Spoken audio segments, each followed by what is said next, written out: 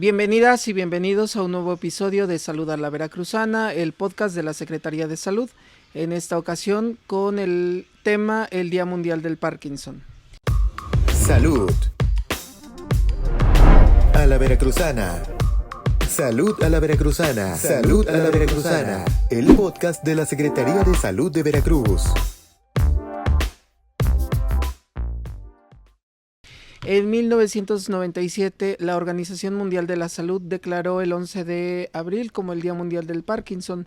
El objetivo, concientizar a la población sobre esta enfermedad, así como los retos a los que se enfrentan los pacientes y sus familias, e impulsar el desarrollo de investigaciones para desarrollar nuevos y mejores tratamientos. Y para hablar de este tema me acompaña el doctor Eric Ruiz Moya. Él es especialista en geriatría del Centro de Alta Especialidad Dr. Rafael Lucio de esta dependencia. Doctor, bienvenido. Muchas gracias por la invitación. Un tema por demás importante, sobre todo por la alta prevalencia en las personas mayores de nuestro bello estado Veracruz. Muchas gracias, doctor. Y bueno, para empezar, platíquenos qué es el Parkinson. Bueno, pues resulta que el Parkinson es una enfermedad considerada crónica, es una enfermedad considerada también progresiva, de estas enfermedades que hoy podemos reconocer con una alta frecuencia en las personas mayores. Hemos identificado que la enfermedad de Parkinson tiene no nada más síntomas que nos pueden permitir identificar de manera oportuna, sino que también nos hablan de este pronóstico favorable para que nosotros podamos siempre atender a la primera a nuestros pacientes. ¿Qué poblaciones son las afectadas por esta enfermedad? ¿Hay especificaciones? Sí, la estadística nos habla de que la enfermedad de Parkinson tiene una condición progresiva. Esto quiere decir que puede empezar con síntomas que al detectarlos a tiempo nos va a permitir pues justamente mejorar la calidad de vida. Si identificamos a un paciente que empieza o debuta con ciertos temblores, lo primero que se nos viene a la mente es pensar en el Parkinson, pero no siempre es el principal motivo, sino es importante el diagnóstico diferencial. ¿Y cuáles son las causas o los orígenes de esta enfermedad? El Parkinson está asociado a trastornos motores y trastornos no motores. Cuando hablamos de trastornos motores, estamos identificando esta dificultad para el movimiento, que es algo que en medicina le llamamos bradicinesia. Si identificamos rigidez al movimiento, trastornos de la marcha, empiezan a ocurrir discretas caídas que de pronto vamos identificando en nuestro familiar o en nuestro paciente en casa, que se le dificulta, por ejemplo, la movilidad, el poderse desplazar. Es decir, los síntomas motores no siempre tienen que ver solo con el temblor, sino que puede aparecer también esta rigidez o esta dificultad para el movimiento. Hablamos de que hay facies parkinsonianas, que es esta forma en la cual nosotros podemos ver la cara de nuestro familiar en casa con cierta rigidez, con disminución en la expresión. También hay otros síntomas que son interesantes y que es importante conocer. Por ejemplo, la resequedad de los ojos asociada a la dificultad para parpadear. Entre otros que también me parece importante, por ejemplo, empieza a bajar la voz. Empiezan a tener un volumen de voz más bajo de lo habitual. Y estos siempre son datos importantes porque nos hablan de unos estadios iniciales del Parkinson. ¿Y el origen, es decir, es genético o hay factores que propicien el desarrollo de esta enfermedad en las personas? Sí, bueno, hablamos de aspectos genéticos, pero también hablamos de aspectos no genéticos. Es decir, aunque al hablar de Parkinson, pues tenemos que mencionar que es una lesión propia a nivel neurológica por una sustancia negra que empieza a aparecer a nivel cerebral. Esto condiciona a que haya una disminución de la dopamina, que finalmente como neurotransmisor, se encarga pues justamente de ayudar a que se lleven a cabo movimientos en nuestro cuerpo. Existen estas lesiones asociadas a trastornos genéticos, pero también aquellas que pueden ser predisponentes por los trastornos o aspectos ambientales, como por ejemplo, hablamos a nivel de medicina de las enfermedades crónicas asociadas al Parkinson, como por ejemplo un mal control de la glucosa, el tener antecedentes de hipertensión arterial sistémica, el tener alteraciones en los lípidos, ¿sí? Una mala disposición de las grasas. Entonces son enfermedades crónicas que también pueden predisponer a que genéticamente se desarrolle esta condición. Estas enfermedades que nos menciona pudieran considerarse factores de riesgo para el desarrollo del Parkinson, pero en sí, ¿qué genera que se desarrolle esta enfermedad? Es decir, esta aparición de esta masa que nos menciona, ¿es generada por qué en las personas? Hay importantes estudios que hablan también de aspectos neurocognitivos, como por ejemplo trastornos asociados a la depresión, trastornos asociados a estados anímicos, por ejemplo, cuando se llega a modificar esta función a nivel neuronal, se condiciona a que haya un espacio o un lugar en donde a nivel de nuestras neuronas se pueden ir acumulando estas sustancias de desecho que vamos a considerarlas como esta sustancia negra. Si a nivel de la estadística global, no solamente hablando de México, se han documentado casos en donde este tipo de condiciones de estrés, de depresión, de estados de ánimo están pues altamente frecuentes de aparición en pacientes con Parkinson. Entonces, el que nosotros podamos identificar que hay un paciente que puede estar viviendo con un trastorno depresivo, con un trastorno de estrés o con alguna condición a nivel anímico, claramente puede ser también un factor que predisponga a que genéticamente se desarrolle esta enfermedad. Mencionaba hace rato, hace un momento, algunos síntomas de esta enfermedad, y como todas las enfermedades, la detección oportuna es fundamental para que ustedes, los especialistas, recomienden los tratamientos a seguir para frenar un poco el desarrollo. Pero ¿cuáles son los primeros síntomas o las señales de alerta a las que las familias o incluso las personas debiéramos estar pendientes y acudir con el médico? Al ser una enfermedad que es frecuente en las personas mayores, es considerada la segunda después del Alzheimer, debemos de identificar los factores asociados a la edad. Es decir, personas mayores que debuten con algún tipo de dificultad para desplazarse, empiezan a alterar la función. Esto quiere decir que el paciente no se puede desplazar tan fácilmente. Es decir, en nuestra casa vemos a nuestro abuelo, a nuestra abuela, a nuestro papá, a nuestra mamá con dificultad para moverse. A lo mejor le cuesta trabajo levantarse de la taza del baño. Esto no le pasaba antes, doctor. De pronto empezamos a tener dificultad para sostenerse o para movilizarse de un lugar a otro. Le cuesta trabajo bajar las escaleras o subirlas. Empezamos a identificar que hay un cambio en el volumen de la voz. Se le dificulta, por ejemplo, hacer su firma. Sí, es uno de los datos principales que vemos al inicio, que entonces empiezan a escribir con letra más pequeña. Y entonces, si se dan cuenta, no solamente al hablar de Parkinson estamos hablando del temblor, porque sí, en efecto, el temblor va a ser un factor que tenemos que vigilar y que siempre a nivel clínico, como médicos, tenemos que pensar en el Parkinson. Pero hablando de etapas iniciales, como bien lo preguntas, sí tenemos que considerar estos otros aspectos como posibles sospechas. Y una vez que se identifican estos síntomas o señales de alerta, ¿a dónde se debe de acudir?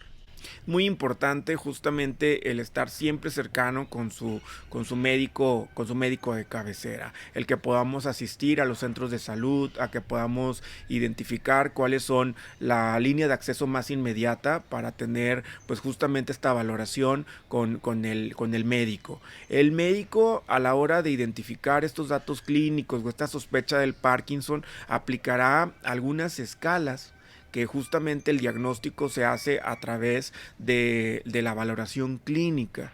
Aunque los estudios hoy en día son importantes para la evidencia científica y justamente para atender cualquier posible otra causa que pueda estar acompañando o exacerbando la condición del Parkinson, también tenemos que tomar en cuenta que la valoración de primer contacto es indispensable. ¿Y cuál es la evolución de esta enfermedad? ¿Se divide por etapas? ¿Cómo nos lo puede explicar? Claro, estamos hablando de que a nivel normativo podemos identificar cuadros clínicos y cada cuadro clínico nos va a referenciar a 5 etapas. Estamos hablando de que la etapa del 1 al 3 puede existir o no el temblor. No siempre se debuta con el temblor. Podemos tener pacientes que se encuentran en una etapa a lo mejor 1 o 2 y no necesariamente van a tener estos trastornos asociados al movimiento. Y en todo caso, ahí es el momento ideal para que podamos generar todas estas acciones de rehabilitación en nuestros pacientes. Si en casa tenemos familiares o hay antecedentes de que mis papás, mis abuelos vivieron con alguna condición de Parkinson, es muy importante que asistamos a la valoración oportuna con pues justamente el énfasis de rastrear cualquier posible etapa inicial del Parkinson. La etapa, digamos, de mayor diagnóstico no siempre es la primera y esto normalmente nos compromete tanto a nivel del sistema de salud también como población, pues justamente estar atentos a toda esta información y poder prevenir. Esto es de la 1 a la 3 y la 4 y 5, ¿en qué se caracterizan? Bueno, la 4 y 5 ya estamos hablando de condiciones que son más notorias con respecto al cuadro del Parkinson. Empiezan a ocurrir lesiones propias de la columna vertebral.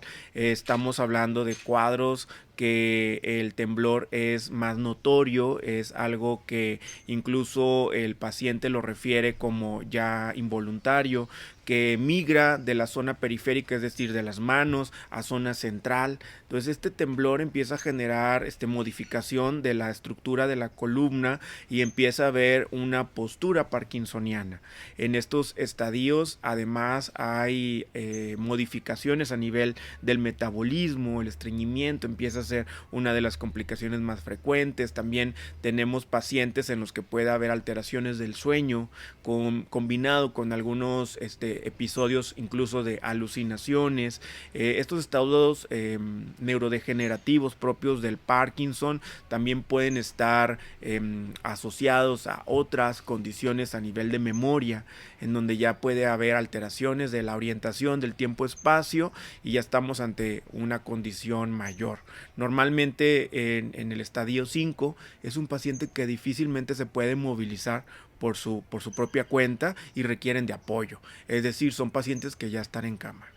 Y en los hospitales de la Secretaría de Salud, ¿cuál es el acompañamiento que se le brinda a los pacientes afectados por esta enfermedad, médico? Sí, pues es muy importante que veamos con responsabilidad estos diagnósticos, que antes de que prevalezca o que de alguna manera nos invada la inseguridad, el miedo, la incertidumbre, tengamos esta confianza para poder aceptar los tratamientos. Hoy en día podemos reconocer que hay diferentes terapéuticas que durante los últimos 2 años han ido manteniendo vigencia, actualización con respecto a el plan de mejora que pueden tener nuestros pacientes. Siempre va a ser diferente atendernos en las primeras etapas que en las etapas más avanzadas.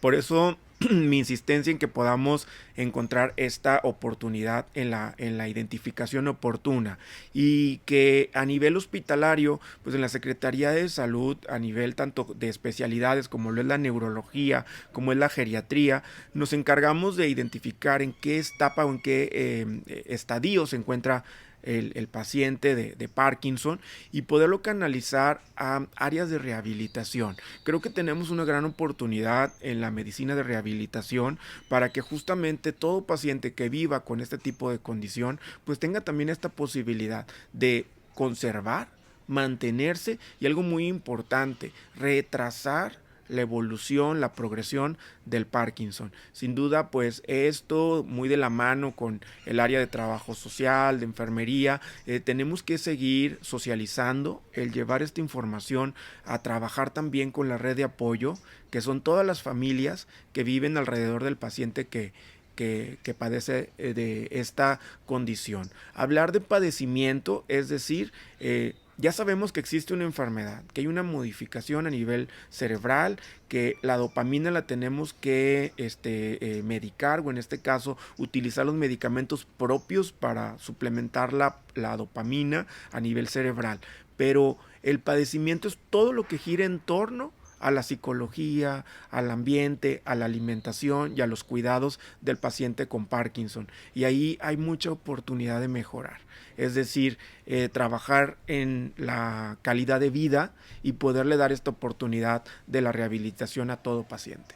Entonces, geriatría, rehabilitación y neurología serían las primeras disciplinas que entrarían a la atención de los pacientes en los hospitales de la Secretaría. ¿Es correcto, doctor? Sí, qué bueno que lo precisas, porque el acompañamiento tanto del neurólogo para poder precisar a lo mejor los ajustes pertinentes al tratamiento, el abordaje desde la geriatría, que implica pues justamente el procurarle la correcta alimentación, el identificar cuáles son aquellas otras condiciones que acompañan al Parkinson en la persona mayor, y justamente a nivel de rehabilitación pues brindarles este asesoramiento de cómo adaptar espacios y de cómo también pues procurar que nuestro paciente conserve lo más posible con respecto a su calidad de vida en cuanto al estado funcional.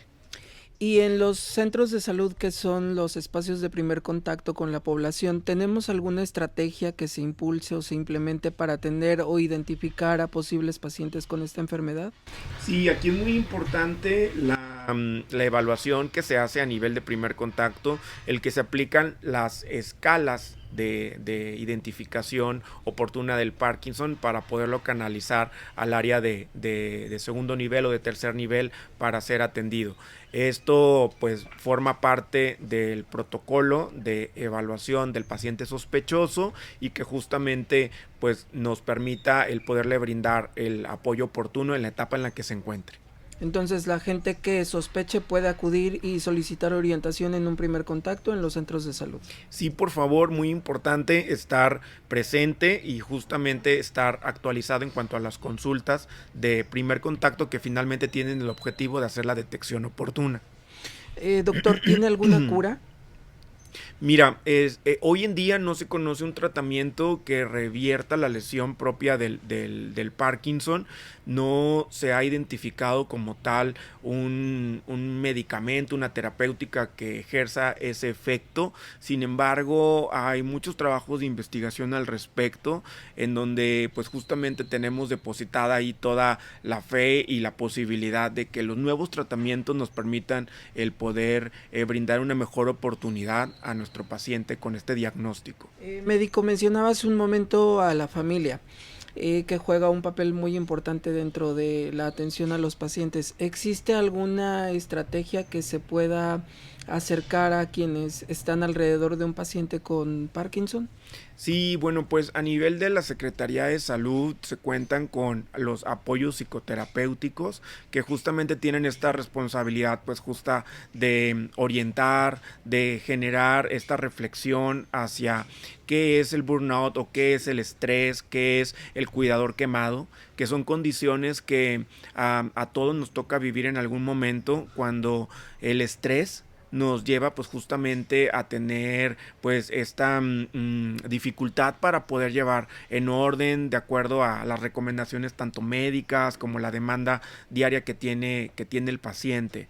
Este apoyo se brinda a través del área de psicología de cada una de las instituciones, y también creo que es muy importante el que se generen los grupos de apoyo que entre familiares de pacientes que viven con esta condición del Parkinson, pues se pueda hacer este acompañamiento, y creo que es muy noble también el pedir ayuda, el que nos abramos a la posibilidad pues justamente de decir cómo lo hago, cómo puedo mejorar en esto que tiene que ver con el cuidado de mi familiar con Parkinson.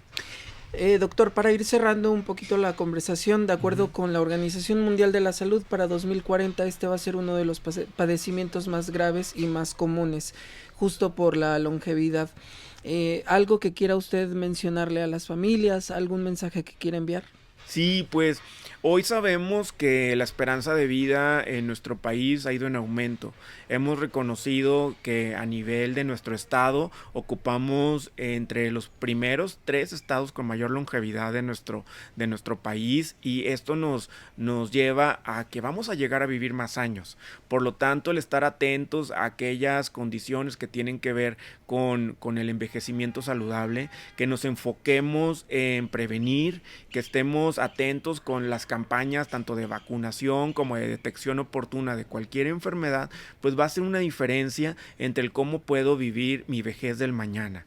La mejor oportunidad que tengo de cuidar mi envejecimiento es justamente ocuparme del día de hoy, que yo hoy me procure a nivel, por ejemplo, de tener una buena calidad del sueño, que pueda tener una buena hidratación, que pueda justamente llevar una alimentación balanceada, que además de ello pueda tener mis chequeos, mis monitoreos, la parte de la evaluación médica en orden, con la tranquilidad de que cualquier descontrol tanto de glucosa como de colesterol, de triglicéridos, lo pueda corregir, y pues justamente hacer esta gestión de las emociones que me permita estar en la oportunidad de mejorar tanto de estrés como de depresión como de ansiedad.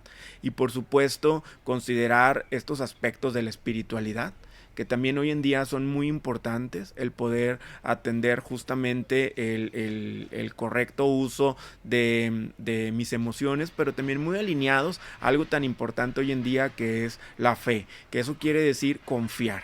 ¿Sí? Y confiar es que yo sé y puedo tener con atención justamente la calidad de vida que yo me procure a mí mismo, el autocuidado. Y de esta manera pues justamente nos vamos a acercar a un estado de vejez sano, que eso también es algo que sí se puede envejecer sin estar enfermo, y la vejez no es una enfermedad. Por lo tanto, yo los invito a que, así como en esta ocasión hablando del Parkinson, podamos tener esta información actualizada, que también estemos pues vigentes con las diferentes condiciones que tienen que ver con los trastornos neurodegenerativos. Pues muchísimas gracias, doctor, por sus aportaciones. En el marco de este día y a través de este espacio, la Secretaría de Salud se suma a las acciones globales para informar y concientizar a la población sobre esta enfermedad. Gracias a ustedes por acompañarnos en este espacio, y les recordamos que nos pueden seguir en nuestras redes sociales. Por allá nos saludamos. Hasta la próxima. Por amor a Veracruz. Gobierno del Estado.